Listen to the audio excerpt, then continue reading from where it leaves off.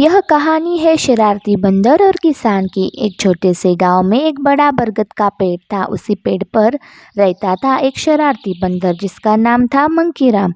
मंकीराम पूरे गांव में अपनी शरारतों के लिए मशहूर था। कभी वह बच्चों के साथ केले छीन लेता, कभी कपड़े की रस्सी पर चढ़कर औरतों की साड़ियां नीचे गिरा देता। लोग परेशान होकर कहते, ए बंदर, बहुत नटखट है रे तू। एक दिन गांव का किसान रामू अपने खेत में लौट रहा था। उसके पास टोकरी में ढेर सारे फल और मूंगफली थी। मंकीराम पेड़ की टहनी पर बैठा यह सब देख रहा था। वह सोचने लगा, वाह, यह सब तो मेरा पसंदीदा खाना है। रामू जैसे ही घर के दरवाजे पर पहुंचा, मंकीराम फट से नीचे कूदा और तो टोकरी उठाकर भाग गया। गांव वाले हंसने लगे और बोले, रामू, तेरा सामान तो शरारती बंदर से हो गया। रामू गुस्से से बोला, अब तो मैं इसको सबक सिखाकर ही रहूँगा।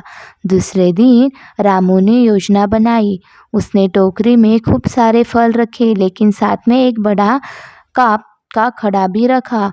घड़े का मुंह थोड़ा छोटा था, जिसमें से हाथ अंदर तो जा सकता था, लेकिन बाहर निकालना मुश्किल था।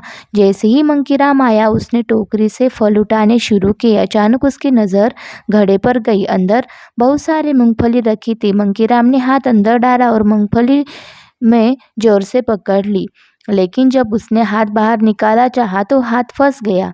वह बहुत देर तक कोशिश करता रहा, कभी उछलता कभी कूदता, लेकिन हाथ बाहर नहीं आया। गांव वाले इकट्ठा होकर हंसने लगे। रामू बोला, देखो, लालच का नतीजा यही होता है। और फिर मंकीराम को अपनी गलती का एहसास हुआ। तो गाइस, ऐसे ही चैनल को सब्सक्राइब कर देना।